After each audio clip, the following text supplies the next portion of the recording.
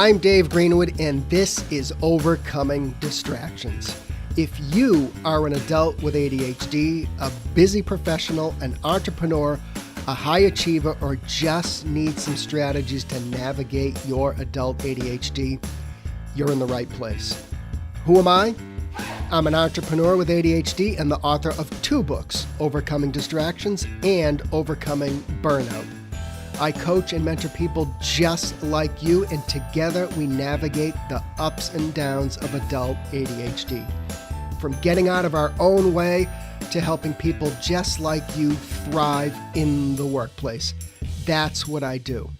Want more info on working with me? Hit overcomingdistractions.com. Ready? Let's get to today's podcast. All right, everybody, welcome back. It's Dave. It's Overcoming Distractions. I missed you last week, but even I need to go off the grid every now and then and get away from other human beings. So we all need to do that every now and then, right? Just kind of sit in a quiet place and think. So, and it was the 4th of July week here, so it was a good opportunity for me to do that. So, hey, let's dig in. So, we're going to talk about doubt. We're going to talk about making things happen. We're going to talk about when it's time to say hell yes, okay? And and I think many of us with ADHD, we do let doubt kind of take over our lives.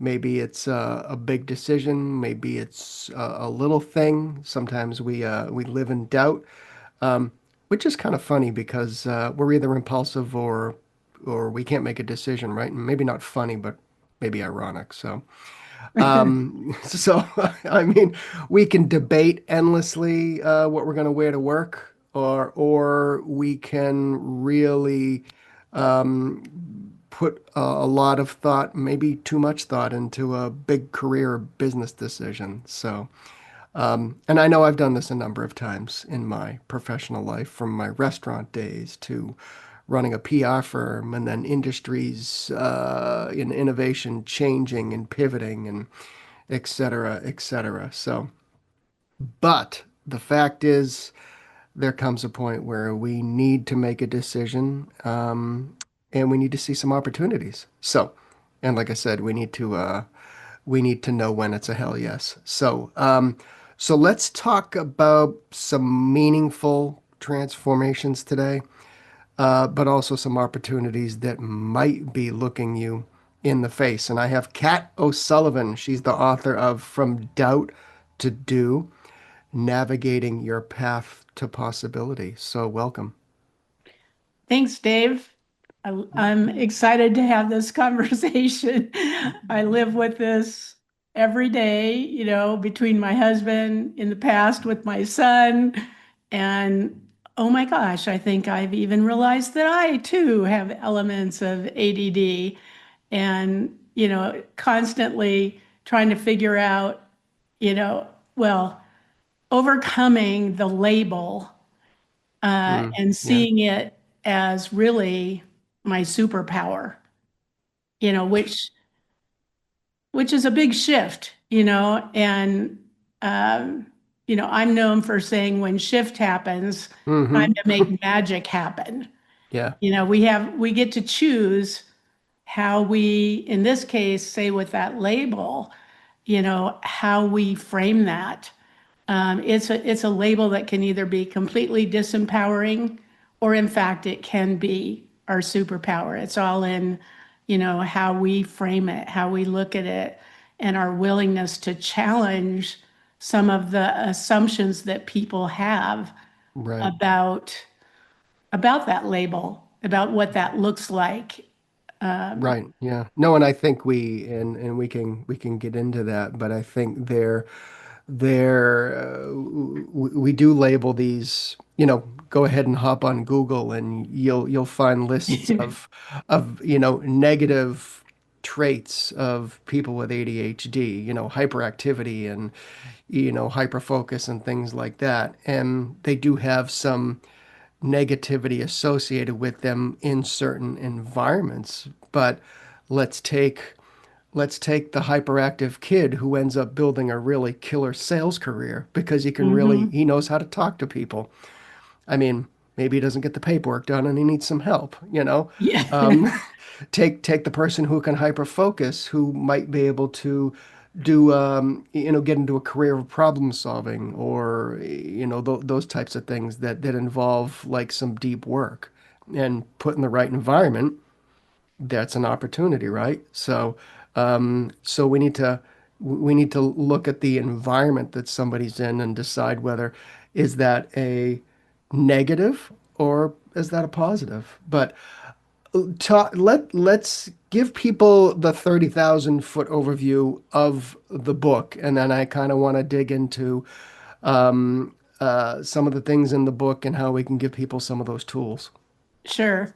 So we all face doubt, especially when shift happens. Hmm. You know, when we're going through a transition, when things don't go as planned, Yeah. when people label us, it can fuel our doubt. And I have found throughout my life that overcoming those doubts can be the thing that helps us go from, oh my God, it's impossible to it's possible. Yeah. And, I have found some tools along the way because I've throughout my life done just that. I've done the seemingly impossible. And a lot of it, I think, is because I have a lot of the traits, Hmm. of ADD that I have used to work to my own advantage. Yeah. And I have found, no matter what the circumstance, the context is, I have found there's like four C's that have really helped me make that shift from, oh my God, I can't do this. This is impossible to what if it is possible? Yeah. And I think it all starts with the first C, which is courage, which is the courage to look at the situation head on Yeah. and to look at our mindset about it. Am I in that state of doubt of, it feels impossible? Yeah. And I've found a couple of questions that I can ask myself and that your listeners can ask themselves when they're in that place. Okay. And it starts with just challenging the assumption like, what if, whatever it is, what if it is possible? And followed with, what am I not seeing yet? Yeah. And I'm telling you, that word yet is so powerful because it acknowledges, hey, you know what? I don't have all the answers yet, leaving the door open to the fact that, hey, maybe it is possible. No, and I think that's a good point, especially with our community. Yeah, Is yeah, and maybe it's a good thing in certain circumstances, but yeah, and maybe it's a little bit of a perfectionism trait, but like we have to have in certain cases like every single thing in a row, so to speak, figured out. and I don't think we take into consideration what you just said. Like, okay, I don't have everything here, but you know, like you say, yet, Yeah, there's and possibilities. Yeah.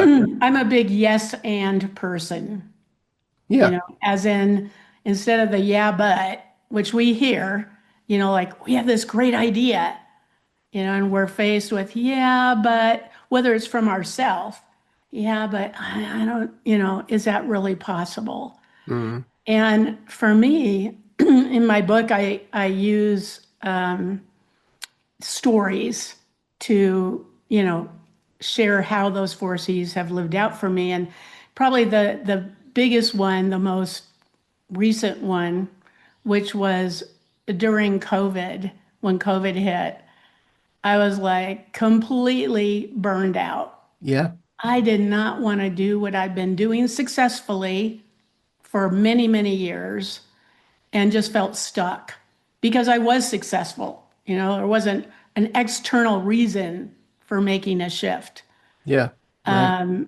And I'm like, I don't want to do this anymore. And yet, in the middle of COVID, that was not an ideal time to make a significant shift in, what I was doing, or so I thought.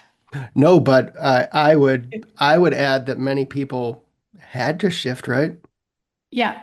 Well, yes, they chose to shift Yeah. because, whatever reason. And for me, it was, financially, it felt impossible to make a Yeah. significant shift.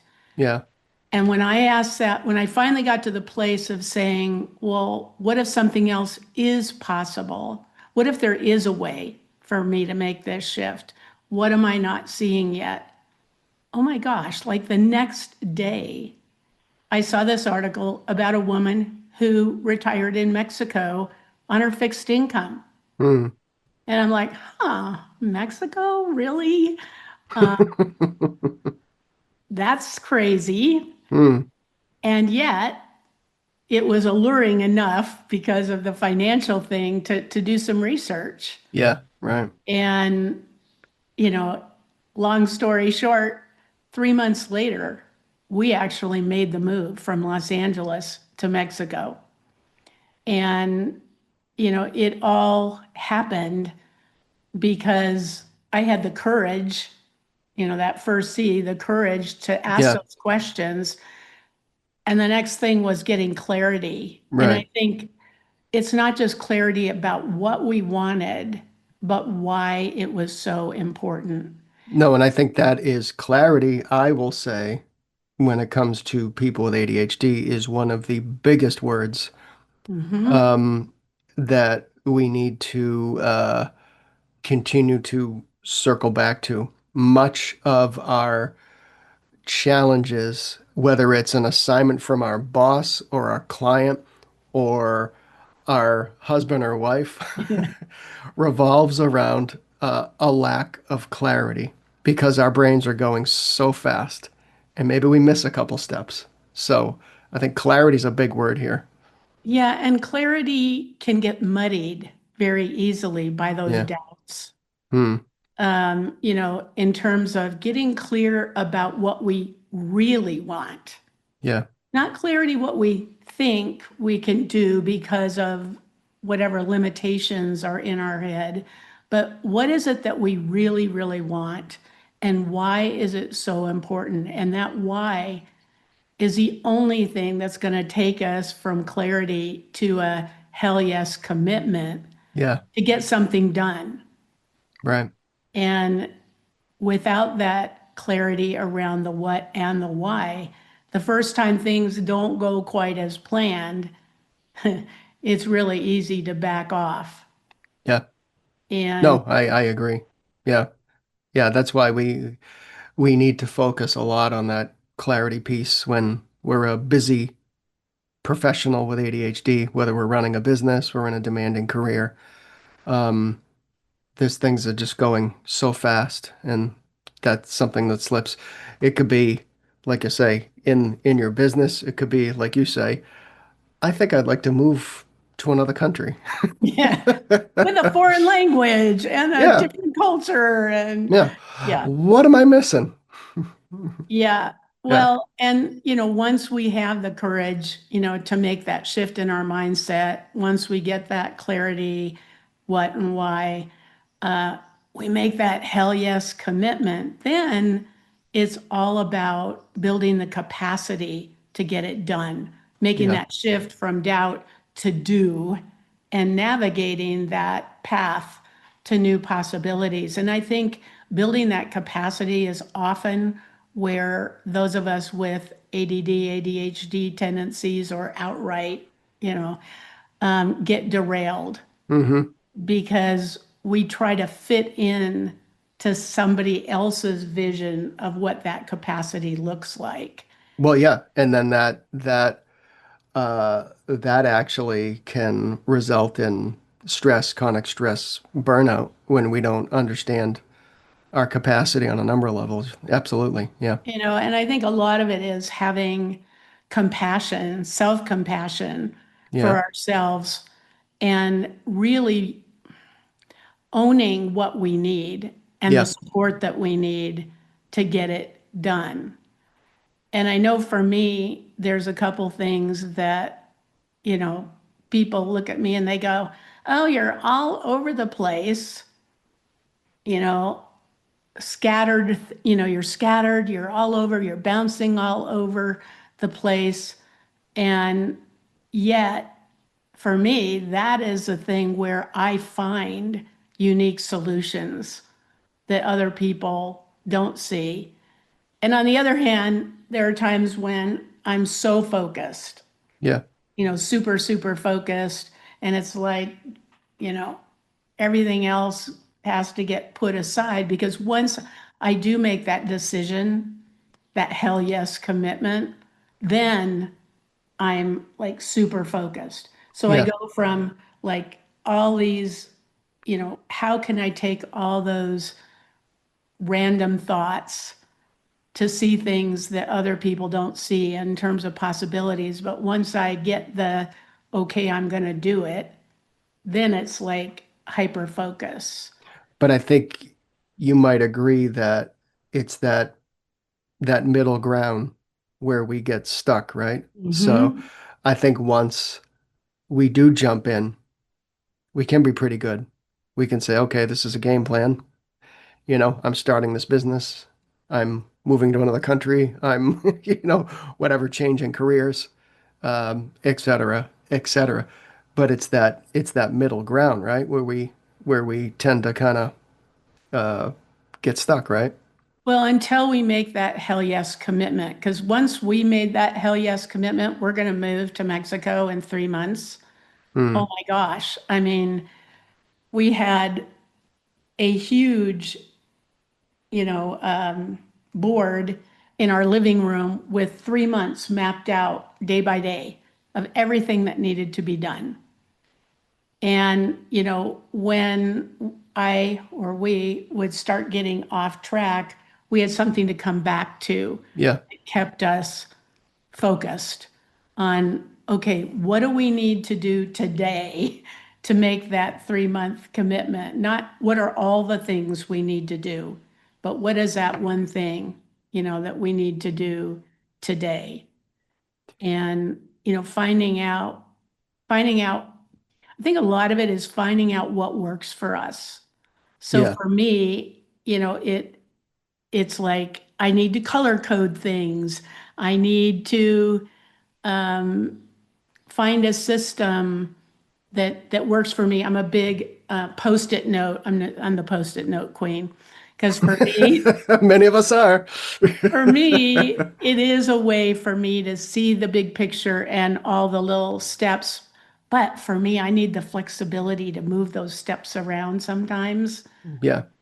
So when you let's take your move for example, and that was a huge, huge step, huge decision.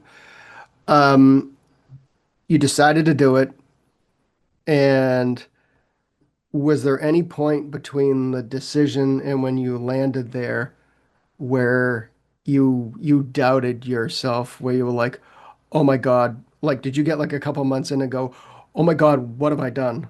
Holy shit. Oh, sorry. Yeah, I no, that's mean, fine. what the, Yeah. well, yes and no. I mean, yes, I'd be lying if I didn't say there were moments of like, oh my God, what are we doing? Are we really willing to sell everything? I mean, we sold our home, our cars, our boat, our furniture, Yeah. got on a plane with 8 bags and our golden retriever, Mm.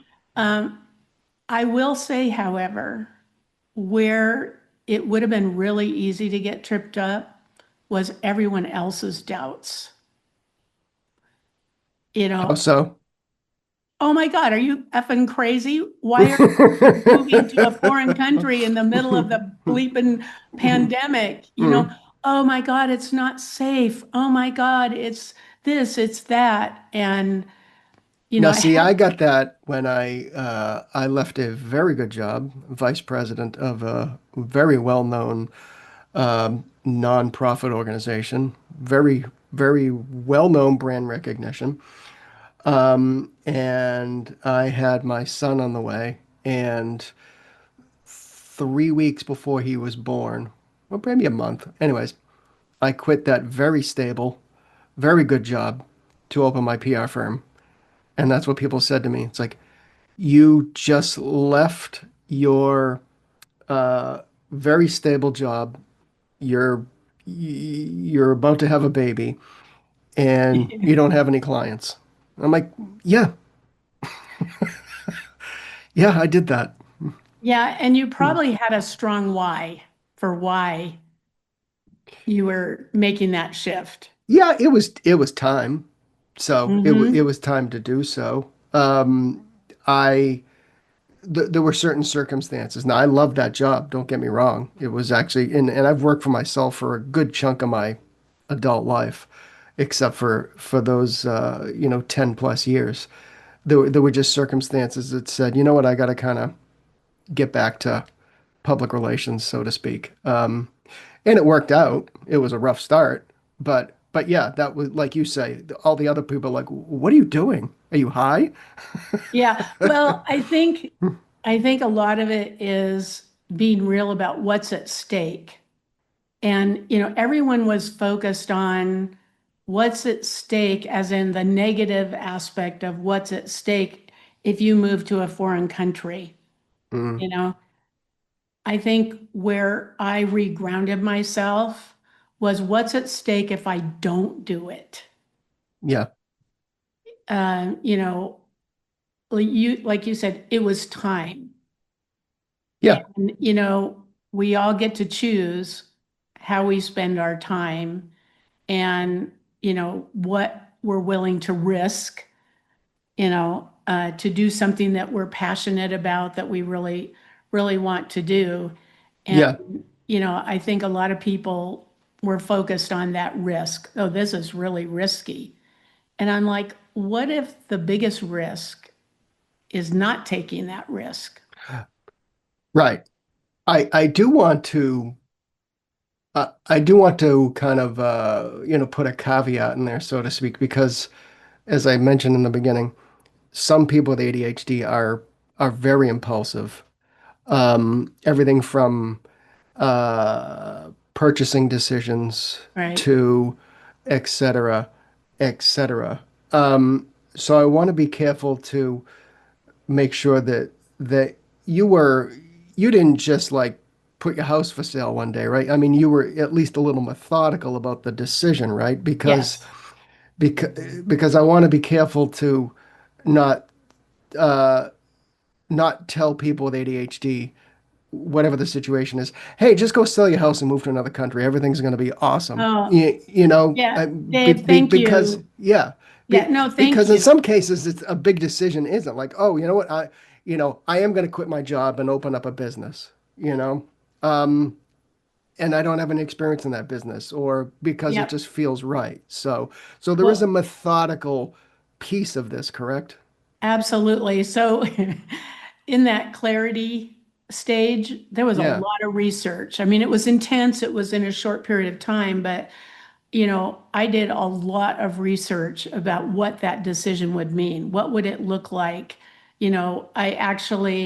We made a checklist of everything that would need to be true in order for us to make that move. yeah, So starting with the clarity of we want to make the move, but then what would it really need to look like to make that possible? And then shockingly, when the area that we moved to checked all those, boxes, hmm, then it was coming up with a process, a system, a systematic process for, you know, looking at what it was going to take to sell our home, what was yeah, it going to take to, basically divest ourselves of everything. And like I said, step by step, one step at a time yeah, approach. right, So it was very methodical. That's why I say for me, it's like going from this expansive, what all is possible, to then narrowing it down and getting clarity around what that's going to look like, what it's going to take, building the capacity. We had to learn a lot, being in a learner mindset. Right. We had to learn a lot about the bureaucracy of moving to a foreign country, let alone in the middle of a pandemic. Right. And I think it's important for people to understand that, I'll go back to me opening up my public relations firm. And I think many businesses experience this is it always takes more money than you think it did. It's just like, okay, cool. I got some money in the bank. I've got a healthy kind of backing here. But then the ups and downs in the business and growing a business and building a client base, and all of a sudden you're like, oh wow, the bank account's getting a Little little thin. thin. It's getting a little thin here. Okay, so I think it's, and again, we tend to be impulsive. I think way one, that's the way our brain works, but two, we actually do see the positive in the opportunity. hmm It's that clarity piece, as you say, that we just kind of drive by that off ramp. Well, I'll tell you, I don't know about you, but I always think I'm more clear than I really am. Hmm. And I don't find out where that disconnect is until I actually start doing that thing. And then it's like, oh, I didn't think about this. Oh, I didn't think about that. Yeah, And I had no way to know to think about it because I'm doing something new, something different. yeah, So a lot of it is not beating up on ourselves when we have those hiccups and right. getting ourselves back on track to that what and why, and figuring out what's next.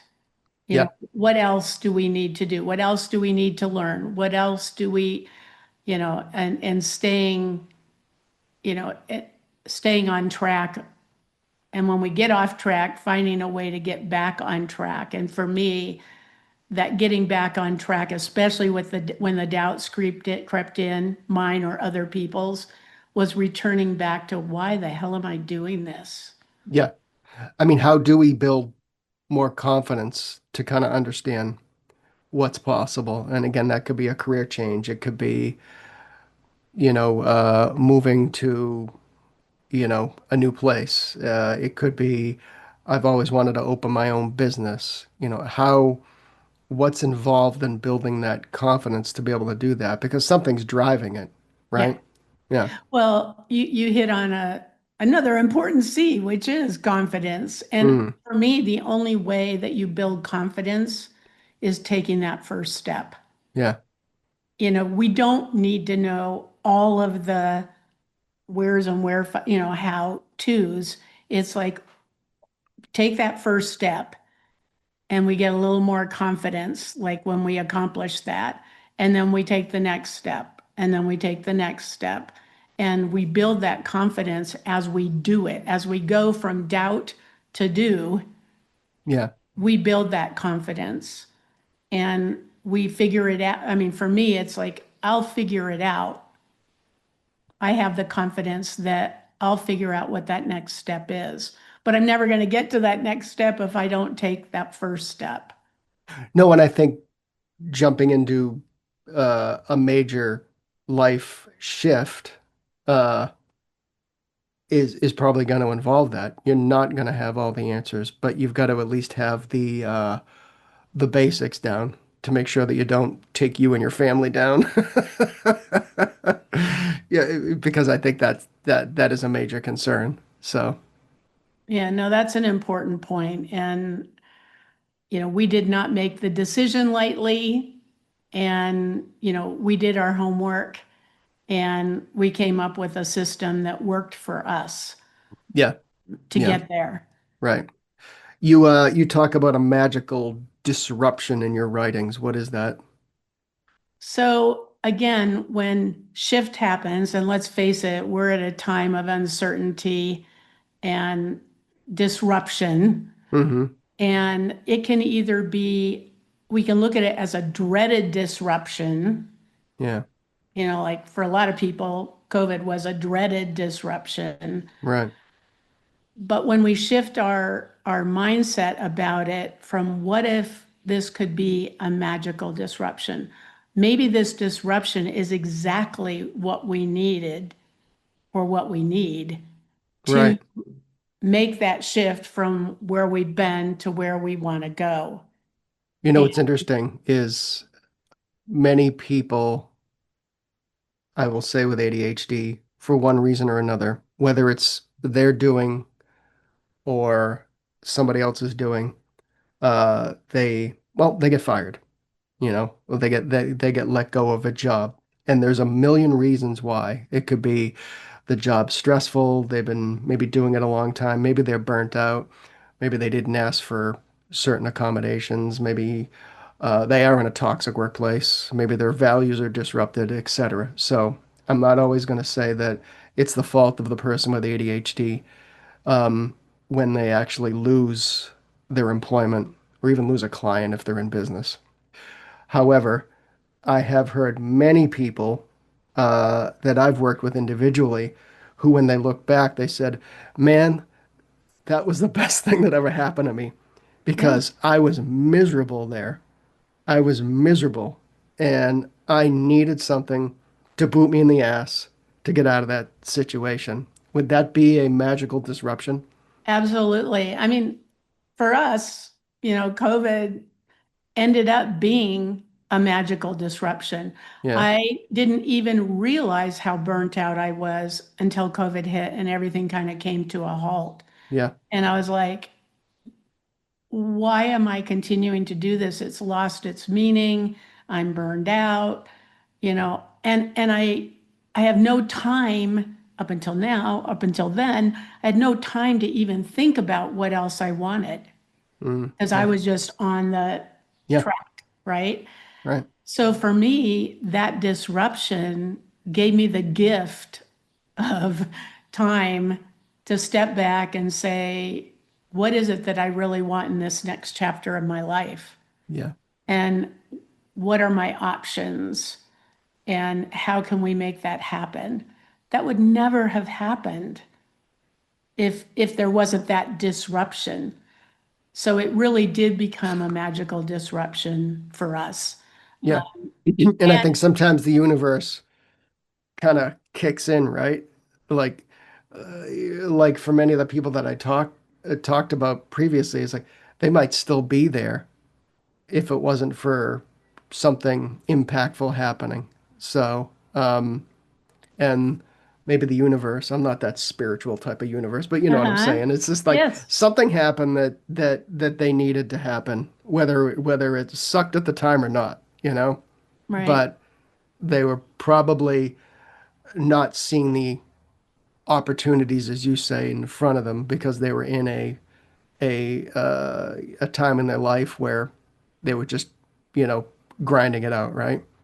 Well, and I want to go back to those two magical questions that I mentioned when we started, which Mm, is when we find ourselves in that dreaded disruption, yeah, is to be willing to have the courage to take a step back and say, what else is possible? yeah, What if something else is better, could be better, is possible? What am I not seeing yet? And again, that yet is so powerful. yeah, It's that thing that allows us to see what we can't see, to make connections that we normally don't see. And we open ourselves up to the possibility that what seems impossible really isn't impossible. right. How do we know when we need to make a shift? How do we, because I don't think everyone should get to the burnout phase to, Don't recommend it, no, because now you're either forced to do it or you need to force yourself to, you know, make a certain change in your life. So, but how do we recognize when it's time to mix it up? Okay, so I have a Post-it note on my computer. There we go. You're in good company. Okay. That says breathe. Breathe. I Um, tell people to do that all the time, and even so I, myself. I mean, when we find ourselves in that crazy making place, Yeah, we've typically lost a connection to ourself yeah, and what's really, important to us, our values, what's meaningful. Like I said, I realized when I finally stopped, took a breath, and realized I was burned out, it was because I had stopped listening to myself. You know, yeah, I was just going. And I think when our heart, when there's something tugging at our heart that we keep ignoring, that's when we end up in burnout. hmm yeah, So a lot of it is being willing to take a breath, to give ourselves permission, not somebody else giving us permission, but giving ourselves permission to say, what's most important to me right now? yeah, What would what would I need to be being and doing differently to feel like I'm living my life in alignment with who I really am authentically? yeah, And, I talk a lot in my book ultimately about when we're doing what we're called to do, what we believe we're really called to be and do, we're actually living our legacy, you know. yeah, When we're not, someday we're going to wake up and look back and say, what the heck? How did I get here? So it's all about, having a sense of purpose and passion for what's most meaningful to us and following our heart, even when it seems impossible, even when we can't see the how. We go back to those four C's, having the courage to take a breath and to get that clarity yeah, and to make a commitment to making a shift from what's not working to discovering what else is possible for ourselves. yeah. No, I 100% agree. And you're saying something that we do need to, at least here in this community, uh, focus on more. Is I think those of us with ADHD, do need to, at least career-wise, need to be doing something that we enjoy. Not everybody does it, but you need to enjoy it. You need to have some fulfillment. You need to have an element of passion. And if we don't have those elements, then you're right. I think it's time for um, to find those possibilities because you're not living the life according to maybe who you should be and your values and Well, we get what's to, gonna actually get you up in the morning. yeah. Well, Yeah. oh, I love that. So I have a nephew who started a new job, and I asked him, how's it going, Adam? And he's like, oh, I have so many short shower days. I'm like, what? And he said, I'm finally in a job that I love, that I'm so excited. I take a short shower because I just want to get there and Hmm. get going. So I often say to my clients, it's like, how many short shower days are you experiencing? And I would ask your audience, your listeners, like, how many short shower days are you having? And if you're lingering in that shower for longer than you normally would because you're dreading going to whatever it is, that is the time to say, wait a minute, somewhere along the line, I've lost sight. Um, and I Well, I need, take long showers because I have to loosen everything up because I'm getting old. So, well, okay, well, there's that. There's that. But uh, but I so think the principle of, you know, Yeah, the idea of the short no, shower. that's a good kind of a good kind of measurement. Is are you are you excited to get to work, or are you doing everything you can to avoid showing Yeah. up? Yeah. So, cool. Where can people find you? I'm certain you have a website for you and your book, Yes, the and yeah. best way, the simplest way is my website, which is cat@catosullivan.com, and it's cat with a K. Yep. And on the website, you know, my book, you can, take a look at what my book is about. I recently did a TEDx talk on shattering limiting labels, which is also, there's a link on my site. And I think for anyone that's been labeled ADHD, you may find some value in that 15-minute talk on how to Yeah. shatter that label so that you can be living your legacy every moment of every day, choice by choice. So I just would encourage people to take a listen to that and to check out my book. And if there's any way I can be of service to you, to reach out. Awesome. Great. Well, come back anytime. I'm sure we could continue this conversation because there's a lot there. So Yeah. so thanks for coming on, and we will see you again soon. All right. Thanks, Dave.